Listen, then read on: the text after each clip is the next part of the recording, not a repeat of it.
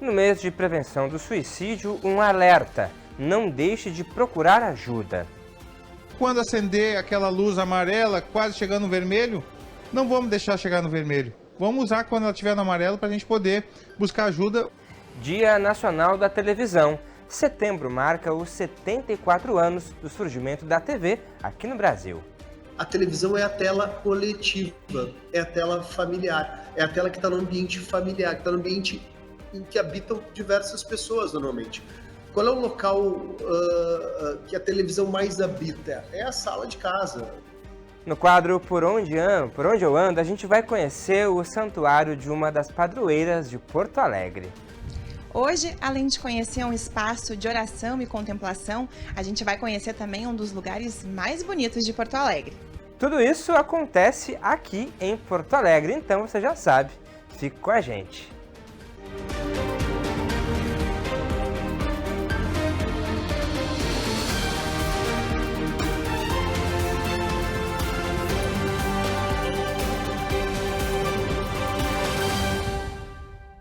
Olá, tá no ar mais um Acontece em Porto Alegre. 10 de setembro foi o Dia Mundial de Prevenção do Suicídio. A data tem a intenção de sensibilizar, conscientizar e mobilizar as pessoas para a valorização da vida.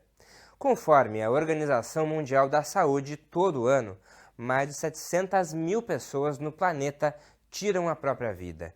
No Brasil, a cada 34 minutos, uma pessoa morre por suicídio. Na segunda reportagem da série sobre o Setembro Amarelo, vamos entender por que o Rio Grande do Sul continua sendo um dos estados com mais mortes autoprovocadas no país. Alguns sinais podem mostrar que não estamos bem. É nesse momento que devemos procurar ajuda.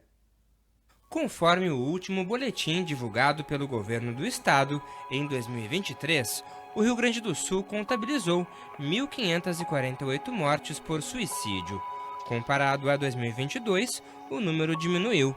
Naquele ano, foram 1.560 suicídios.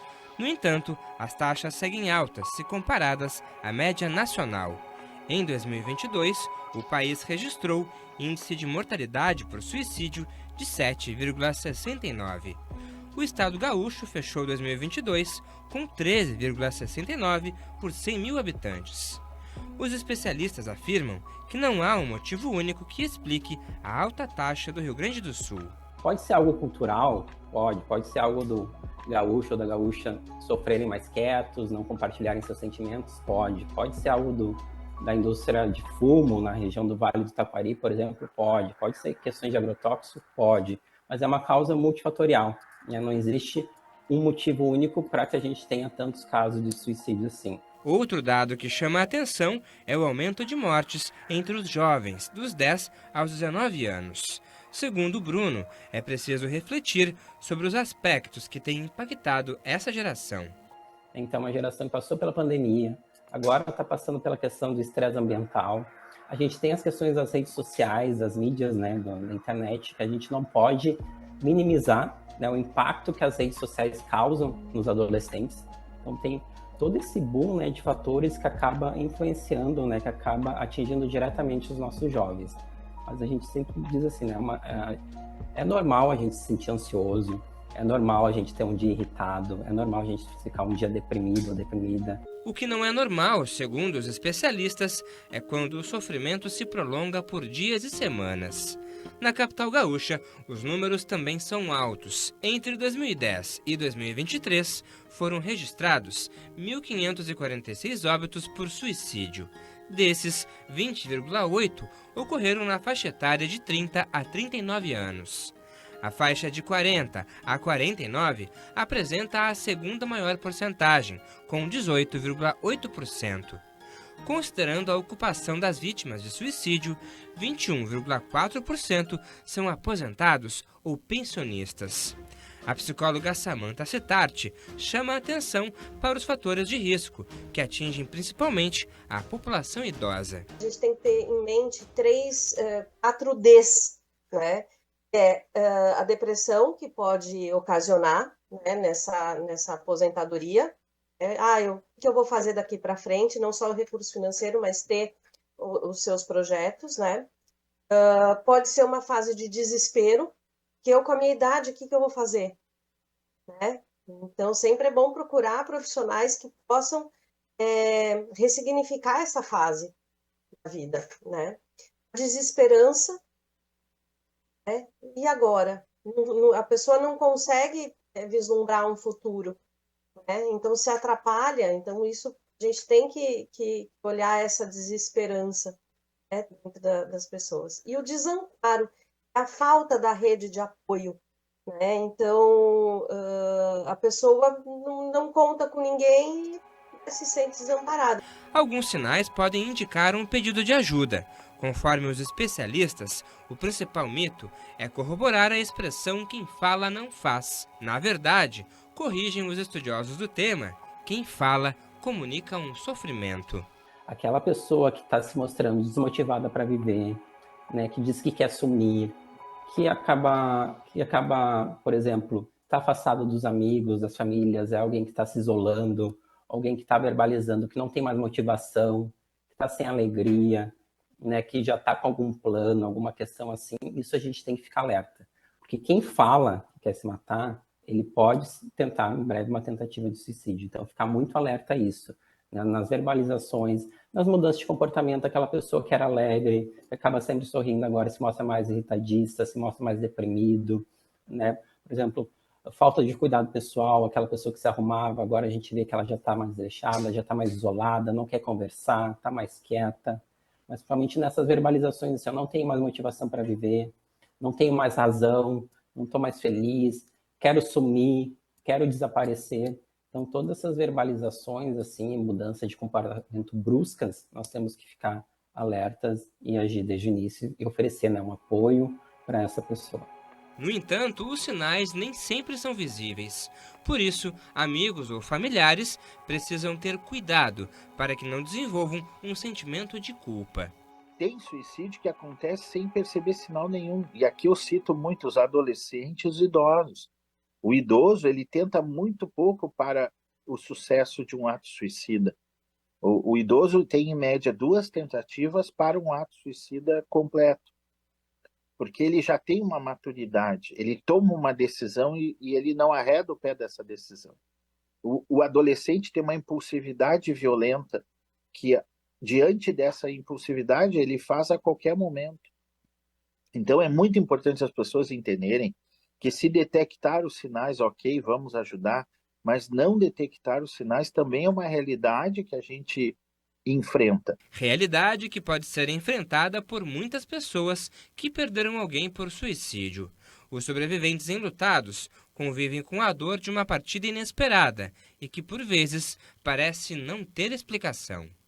Significa que a gente vai viver em luto, que esse luto não termina, ele não tem fim, né? Como a gente acredita muitas vezes, que vai passar e não vai passar. Mas esse viver em luto não significa viver naquele estigma de tristeza, de melancolia, até de alguma questão mais de transtorno depressivo, enfim. Significa a gente poder olhar para esse lugar, para essa parte da nossa história, acolher ela com todas as questões que vêm e ressignificar quantas vezes for necessário. Quem viveu, quem passou e quem acorda todos os dias com aquela lembrança de quando encontrou, porque eu e minha mãe nós encontramos o meu irmão logo que ele tinha cometido suicídio. Pode conhecer o Marcelo feliz, pode conhecer o Marcelo brincalhão, mas dentro dele ele pode estar no último da depressão. Então por isso que nós temos que estar atentos e sempre levar para a sociedade da importância de quando acender aquela luz amarela, quase chegando no vermelho, não vamos deixar chegar no vermelho. Vamos usar quando ela estiver no amarelo para a gente poder buscar ajuda.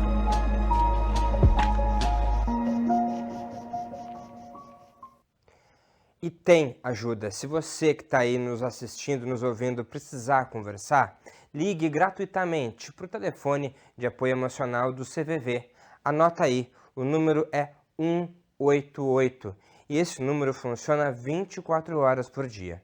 Na semana que vem, na próxima reportagem da série, a gente vai mostrar onde é possível obter ajuda gratuita aqui em Porto Alegre.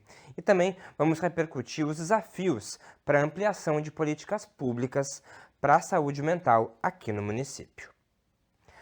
Ainda falando de saúde, olha só, após mais de 4 meses, um dos principais postos de saúde aqui de Porto Alegre voltou a funcionar de forma parcial. O Centro de Saúde Santa Marta, no Centro Histórico, reabriu as portas na última segunda-feira com atendimento das 7 da manhã até as 7 da noite. O local, que é referência para cerca de 100 mil moradores da capital, foi atingido pela enchente de maio. Quem está lá agora é o repórter Clayton Fortunato, que vai nos ampliar essas informações. Clayton, muito boa tarde. Como é que está o movimento por aí nessa retomada que vai fazer quase uma semana? Boa tarde. Olá, Felipe, muito boa tarde a todos que nos acompanham no Acontece em Porto Alegre. Boa tarde, audiência da TV Câmara. Então, falamos aqui da Rua Capitão Montanha, número 27, que é o endereço do Centro de Saúde Santa Marta. Me perguntaste, né, Felipe, sobre a movimentação, viu? A gente chegou aqui por volta das 13 horas, 1 da tarde, tinha uma movimentação tranquila, calma, e foi aumentando ao longo do período, né, em que a gente estava aqui. A movimentação vai aumentando, o posto ele reabriu, né, de forma parcial, como falaste aí, na segunda-feira, depois de 4 meses. Foi um dos locais bastante atingidos pela enchente aqui no centro. A gente, comentando aqui nos bastidores, ainda se impressiona com as marcas, né, nos prédios históricos aqui na região, da altura em que a água chegou. E não foi diferente aqui no Centro Santa Marta. Está aqui comigo a diretora da Atenção Primária da Secretaria Municipal de Saúde, a diretora Vânia Franz, para a gente ampliar essas informações, trazer mais detalhes de como está o funcionamento aqui no Centro de Saúde Santa Marta, que é uma referência, né, para cerca de 100 mil moradores da capital. Então a gente vê a importância, né, que tem este espaço de saúde aqui na região, com 60 mil pessoas cadastradas, né, que já passaram por aqui, já fizeram atendimentos por aqui, já foram atendidas neste local. Diretora, muito bem-vinda aqui, obrigado pela gentileza de nos receber, de participar do nosso ao vivo aqui no Acontece. Muito boa tarde, movimentação voltando, né, diretora? Conta para nós, para iniciar aqui a nossa conversa, como é que foi chegar aqui, logo nos primeiros momentos, né, em que a enchente baixou, que a água baixou, como é que foi encontrar esse local? A gente falava nos bastidores que até um peixe a senhora encontrou aqui, né? Boa tarde mais uma vez, bem-vindo. Boa tarde. Bom, certamente, né, quando a gente chega, mesmo hoje aí numa tarde, né, começando uma chuva, a gente vendo a população podendo acessar esse espaço, que, como tu disse, é um espaço de muita valia para essa população aqui do Centro Histórico e arredores. Então isso nos traz uma gratificação muito grande, porque a gente acompanhou, né, por muitos momentos que tentamos acessar aqui e a gente conseguia só circular de barco no entorno.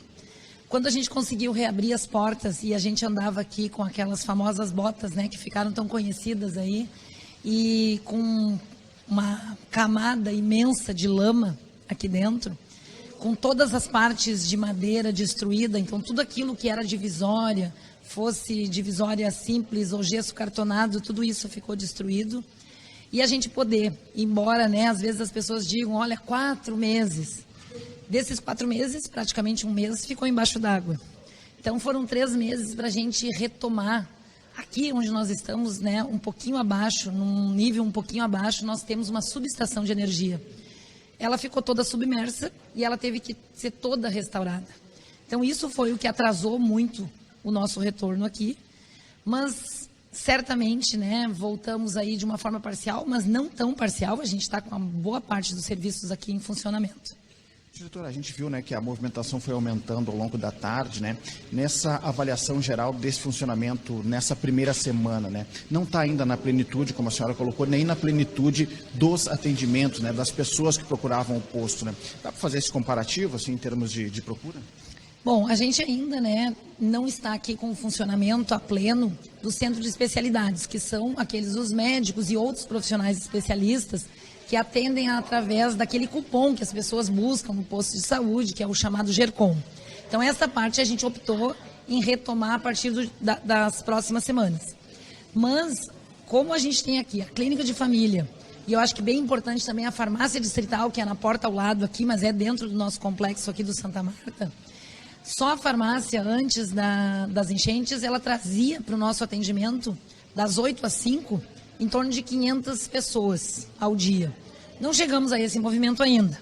A clínica de família, que antes era atendida uma parte aqui no térreo e uma parte no quarto andar, nós concentramos no quarto andar e ainda mantivemos uma equipe no Largo da Ipatur e uma equipe na unidade modelo para dar apoio, né? Mas ela vem num crescente de segunda à tarde para hoje significativo.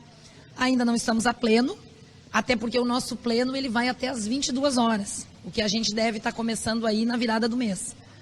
Então, vem crescendo muito porque a comunidade vai sabendo, né, que reabriu, vai falando nas mídias, vai falando com o vizinho e as pessoas estão chegando.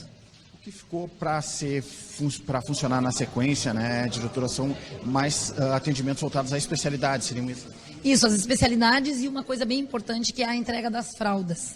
As pessoas que utilizam, né, que os seus familiares utilizam fraldas e que aqui buscam, nós temos muitos cadeirantes que ele próprio vem e também ela é um volume, né? Então, se as pessoas tivessem que descer pela escada, isso daria até risco de acidentes, né? Então, a gente optou pela dispensação de fraldas, permanecer na Cruzeiro, na Vila dos Comerciários e no IAPI, até retornar o elevador, que hoje eu tive, né, ontem a empresa entregou a nossa avaliação, porque a gente dependia da energia para ter a avaliação da empresa que faz a nossa manutenção.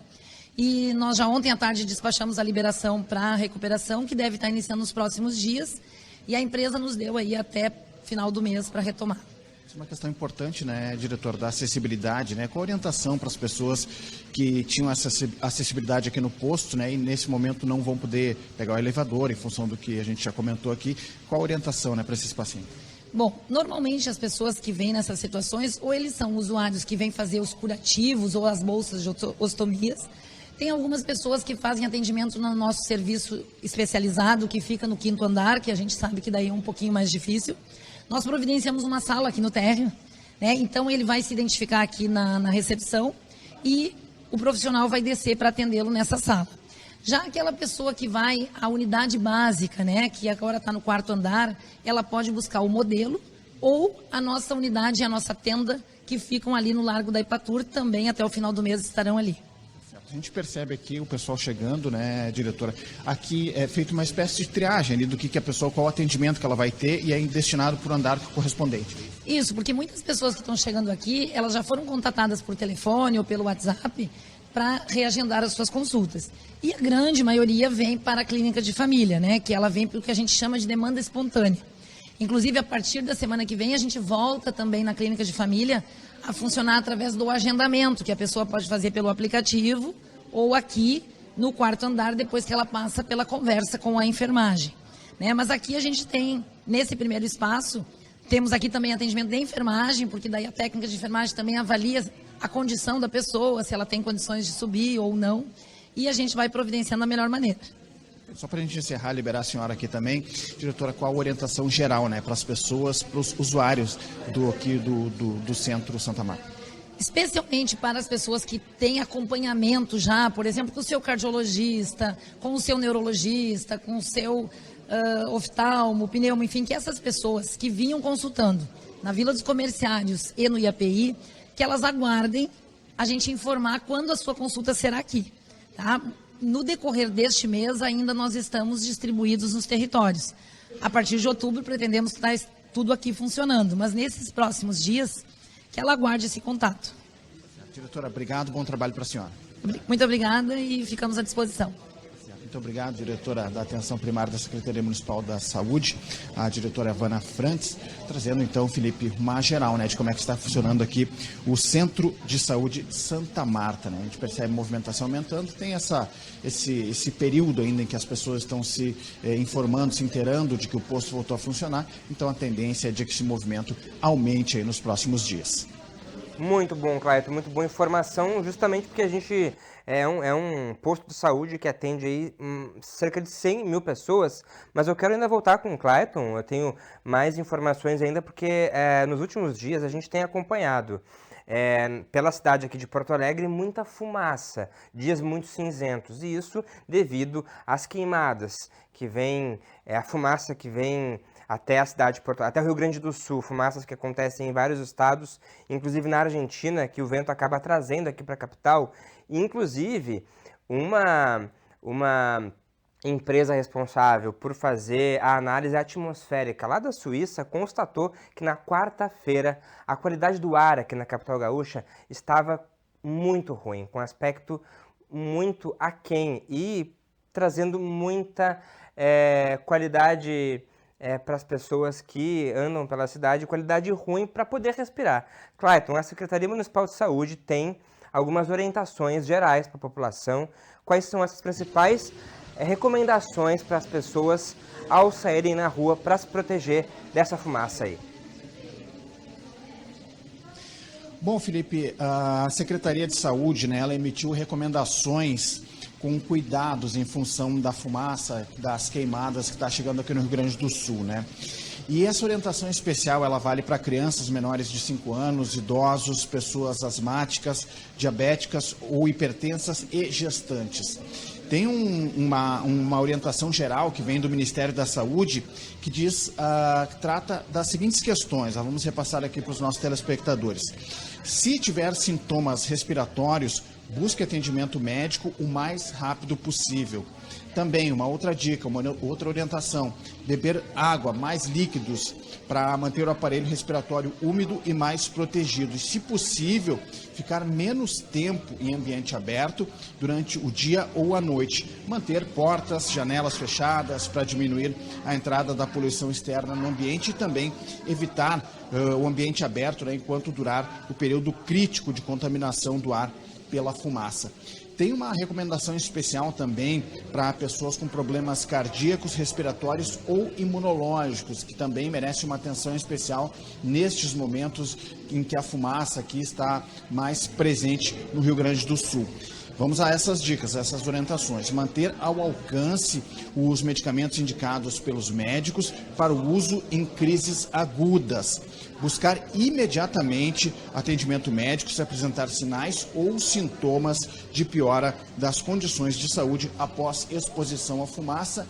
E, por último, também não menos importante, consultar o médico sobre a necessidade de mudar o seu tratamento. Portanto, algumas orientações aí, Felipe, da área da saúde em função da situação do ar aqui que a gente tem percebido no Rio Grande do Sul, mais especificamente aqui em Porto Alegre, nestes últimos dias. Então, essas são as orientações. Falo aqui do Centro de Saúde de Santa Marta, com imagens do Jorge Júnior, o JJ, e com o apoio do Wagner Lacerda. Obrigado, Clayton, pelas informações. Bom trabalho para vocês aí. Obrigado. Informações super importantes sobre a qualidade do ar aqui em Porto Alegre e, segundo a fonte aí, o Clima Tempo, a gente vai ver ainda mais dias com esse céu cinzento e o sol vermelho, pelo menos até o dia 18 de setembro. Vamos se cuidar. Bom, agora a gente muda de assunto e fala sobre a importância da televisão. Pois é, o repórter Gilberto Caetano, ele preparou uma reportagem para a gente, justamente para a gente poder refletir sobre o dia 18 de setembro, que é o Dia Nacional da Televisão.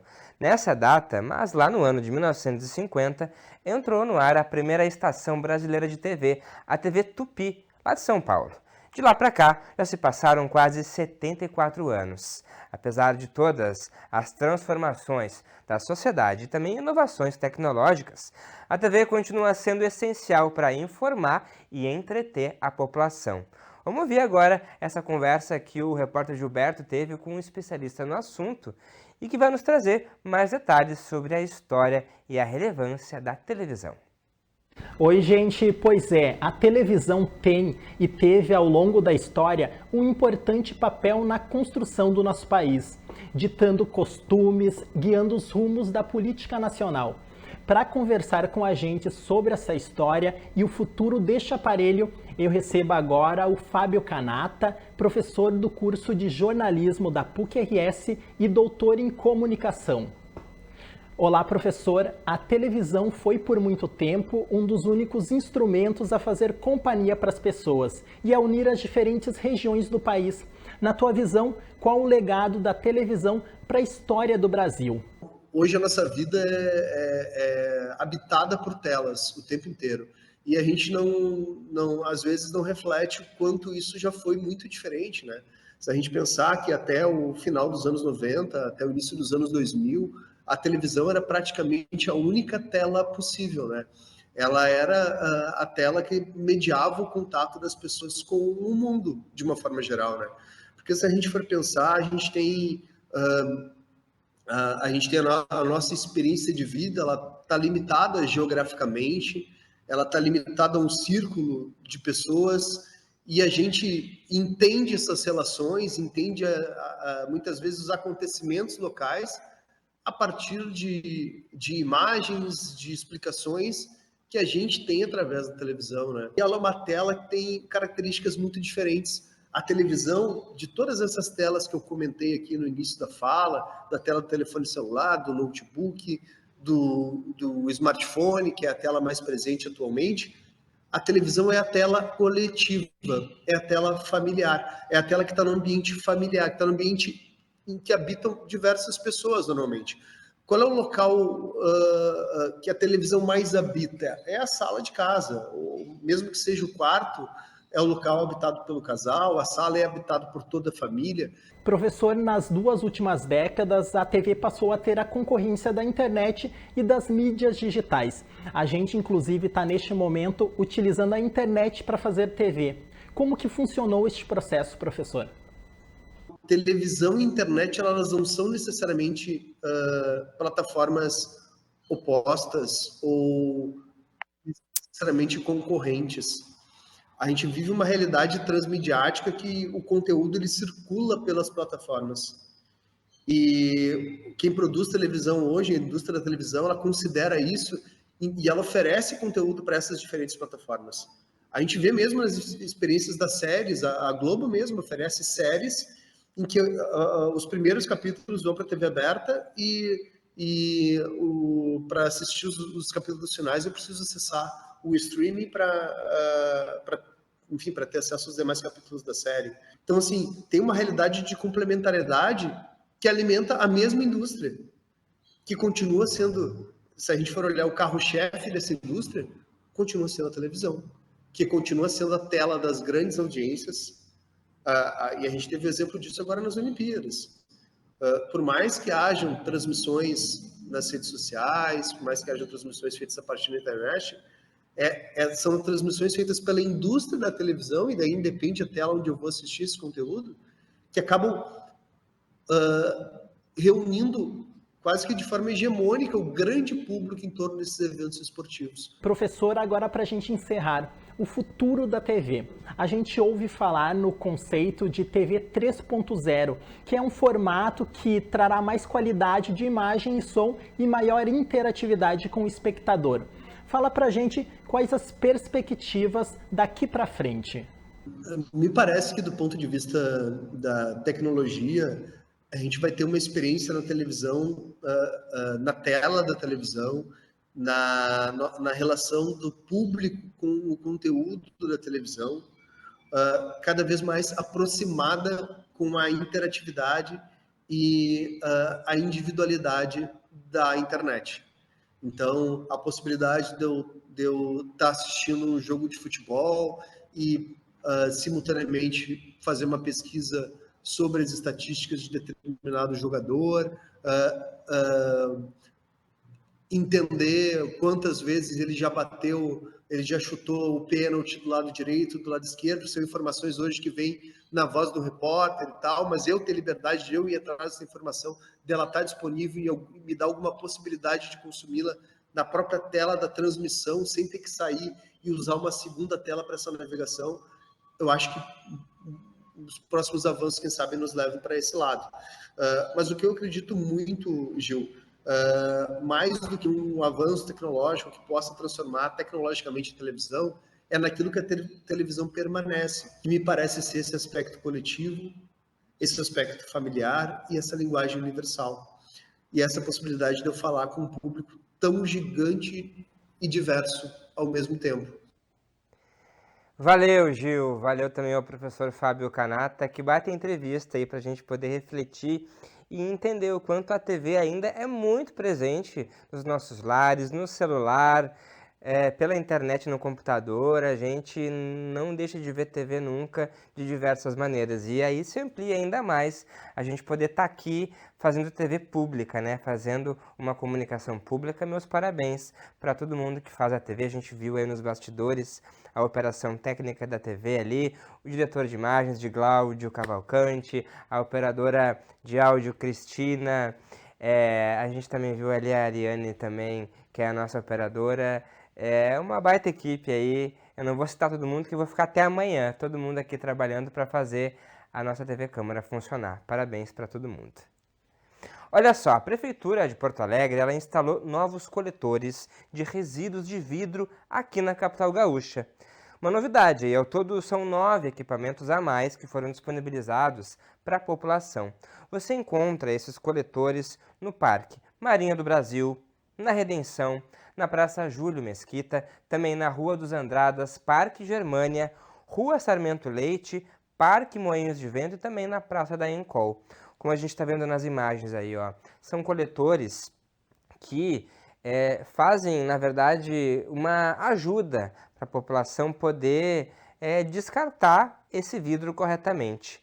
Já tinham sido instalados outros 6 esse ano aqui pela Prefeitura de Porto Alegre, outros 6 coletores. Essa iniciativa ela foi lançada a partir do interesse da Associação Brasileira de Vidros e empresas do setor em contribuir com a coleta de cacos de vidro, cujo descarte irregular gera problemas para a população e também para os trabalhadores da cadeia de resíduos sólidos. Lembrando que qualquer morador pode depositar os restos de vidro nesses coletores, inclusive os donos de bares e restaurantes. A gente está vendo aí imagens de um coletor que foi colocado na frente do Shopping Praia de Belas, ali no Parque Marinha do Brasil. E ali diz o que pode, o que não pode colocar, não pode colocar telas de TV, lâmpadas, nem também vidro de medicamentos. Importante as orientações. Está tudo descrito ali e para você poder tirar mais dúvidas é só acessar o site da Prefeitura aí para poder ver a lista completa dos locais espalhados por toda a cidade. Baita iniciativa. Agora a gente vai passear pela capital com os nossos repórteres, a Vanessa Schmidt e o André Rodrigues. Quem acompanha essa dupla já viu que os passeios que eles fizeram pelo turismo religioso de Porto Alegre nos renderam imagens belíssimas. A nossa capital é rica em destinos atrativos para todos os gostos. E um desses locais fica em um dos pontos mais altos de Porto Alegre. Um espaço perfeito para contemplar uma bela vista e apreciar mais uma obra sacra no município. Hoje a gente vai conhecer o Santuário Mãe de Deus. Hoje eu estou na zona sul da capital, em um dos lugares mais altos de Porto Alegre. E sabe por onde eu ando? Vem com a gente conhecer o Santuário Nossa Senhora Mãe de Deus.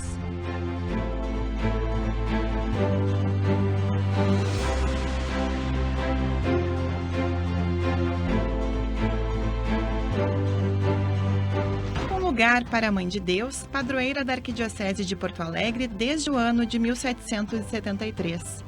Assim podemos descrever o santuário localizado no bairro Belém Velho. Mas antes de passearmos pelo local repleto de paz e com uma vista privilegiada, que tal um pouquinho de história? Uma história que iniciou em 6 de dezembro de 1981, quando Dom Cláudio Collen assumiu o comando da Arquidiocese de Porto Alegre e viu que aqui na capital não haviam muitas homenagens em honra à padroeira da cidade. Foi aí então que ele decidiu erguer um santuário em homenagem a Nossa Senhora Mãe de Deus. Apoiando a ideia do arcebispo, um cristão chamado Paulo Marciade de Oliveira doou para a igreja um terreno de 7 hectares bem no alto do Morro da Pedra Redonda. O arquiteto Ivo Nedef ficou responsável pelo projeto de construção. Então, com muita alegria, em 1988, Dom Cláudio anunciou a construção do santuário. No entanto, por algumas burocracias, a obra só começou de fato em 1992. Alguns anos depois, em 20 de agosto de 2000, foi inaugurado então o santuário em homenagem à padroeira de Porto Alegre, exaltando o maior de todos os títulos de Virgem Maria, que é ser Mãe de Deus. Contemplação do sacro e também da natureza, pois do santuário observa-se uma vista de quase 360 graus da cidade. Por estar em um ponto tão alto, a construção de 700 metros quadrados foi projetada para resistir a ventos de até 200 km por hora. A estrutura, com 93 toneladas de ferro e 5 toneladas de vidro de 10 milímetros de espessura, apesar de robusta e firme, traz uma transparência e sensação de leveza para o prédio. Uma das características mais marcantes é o longo telhado que se estende até o chão. O Santuário Mãe de Deus, inclusive, faz parte do patrimônio histórico da cidade desde 2014. Em volta do santuário, um lindo jardim oferece aos visitantes um espaço de lazer, meditação, descanso e paz. Mas o nosso passeio ainda não acaba por aqui. Do lado de dentro do santuário, a beleza se estende e parece não ter fim. Dentro do templo, vitrais colorem e circundam as paredes, ilustrando o Antigo Testamento e os sacramentos da Igreja Católica.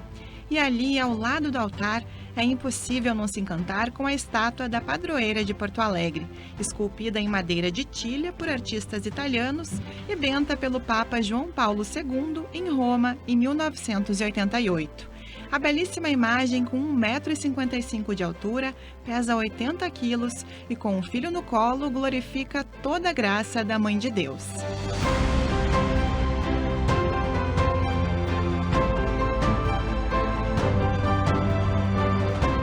Um lugar encantador que vale muito a pena ser conhecido. O santuário está aberto diariamente das 9 às 11 da manhã e das 2 às 5 da tarde. Os jardins também estão abertos todos os dias, das 8 da manhã às 6 da tarde. Mais informações como localização, formas de chegar e horário das missas podem ser obtidas no site do Santuário Nossa Senhora Mãe de Deus.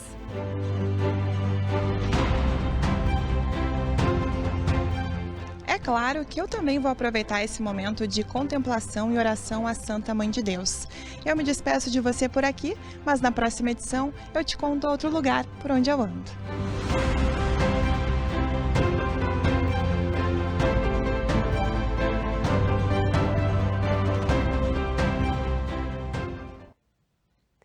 Tá aí, né? Que reportagem. Mais uma reportagem da Vanes e do André fazendo poesia com imagens, com esses textos lindos aí que a gente se emociona. Mais um lugar pra gente conhecer na capital gaúcha. Eu já conheço, já fui lá com a minha família. É lindo, a sensação é que a gente tá realmente nas alturas lá e uma energia diferente também, com muita fé, muita gratidão, muitas bênçãos para todos nós. O Acontece em Porto Alegre, então, de hoje fica por aqui. Eu e a Maria dos Anjos, nossa intérprete de Libras, a gente se despede de você que nos acompanhou. Muito obrigado pela audiência. Você pode seguir nos acompanhando. É só acessar o nosso YouTube. Lá tem os programas que a gente grava aqui na TV Câmara. E também seguir as nossas redes sociais. Tá bom? A gente está no Instagram, está no Facebook e também no YouTube. E o site da Câmara de Vereadores de Porto Alegre. E para ir embora, eu vou te convidar a assistir mais imagens desse lindo santuário da Nossa Senhora Mãe de Deus. Tchau!